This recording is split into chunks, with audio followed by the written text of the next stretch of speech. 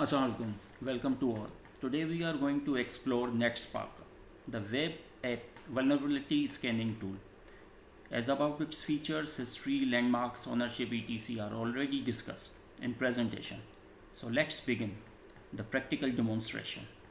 Firstly, we are visiting the official website from where we get the demo version of NetSparker.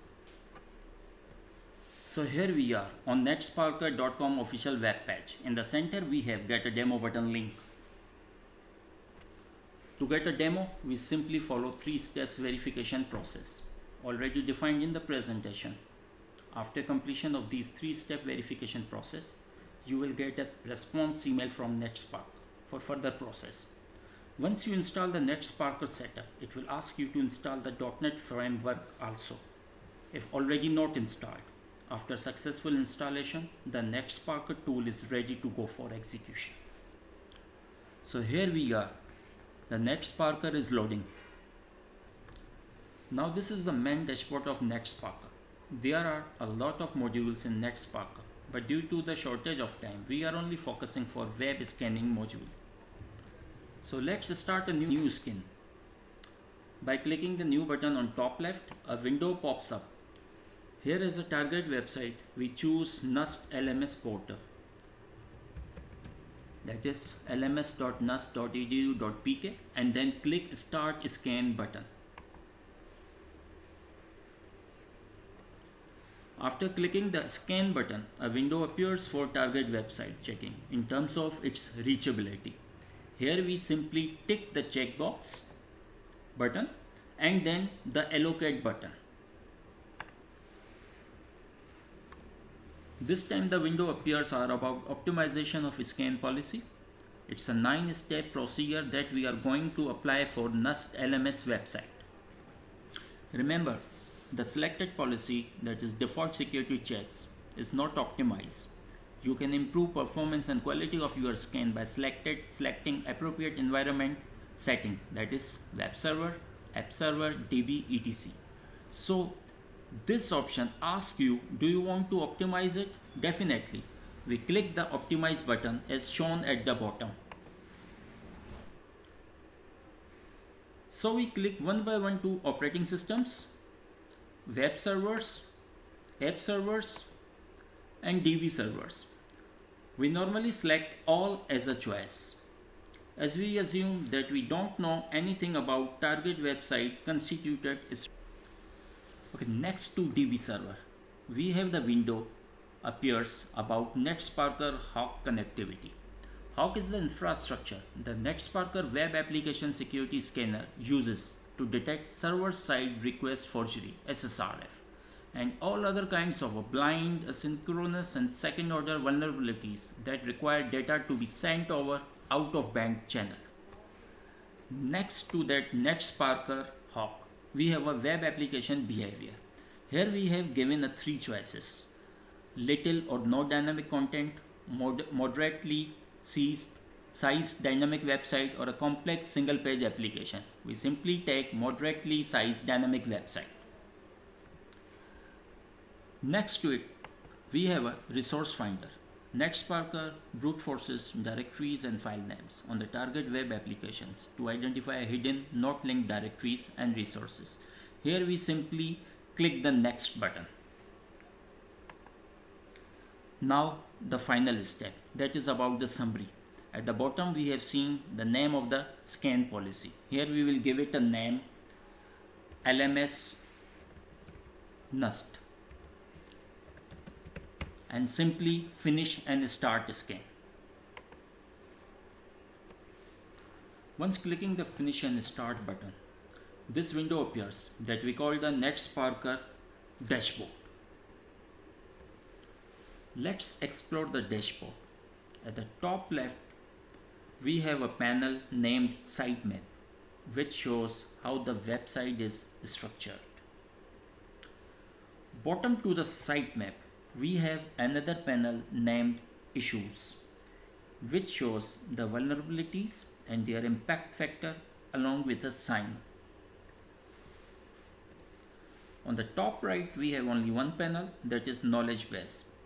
Whatever NetSparker scans and finds inside the website, categorically highlighted here along with the details. For example, number of emails exist inside the website, that is 23. Comments we see 288, CSS files 17, Java script files we see here, etc. At the center bottom we have a progress panel which consisting of 3 tabs: activity, progress and logs. Here we can see we have the progress, we have a progress tab which shows certain statistics with respect to scan. For instance, the speed of the scan, the scan progress in terms of percentage. Right now we see that 2.03% has been completed, where the remaining is 97.97.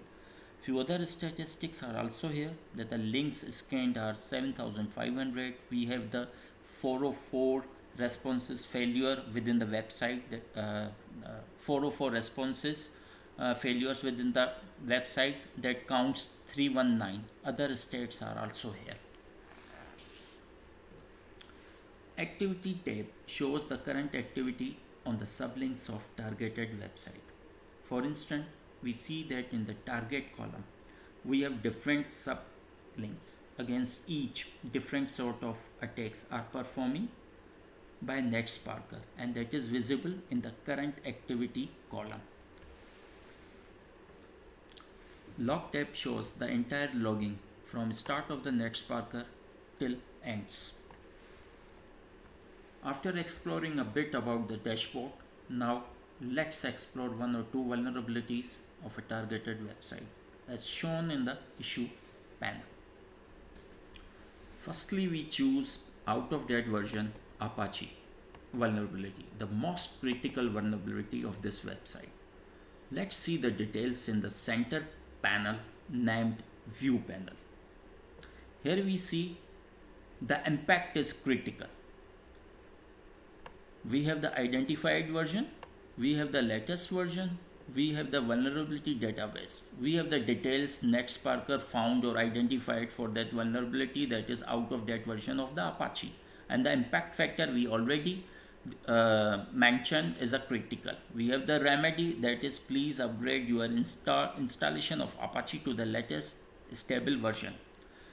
We have the remedy references, that is downloading the Apache HTTP server. The known vulnerabilities in this version are around 14.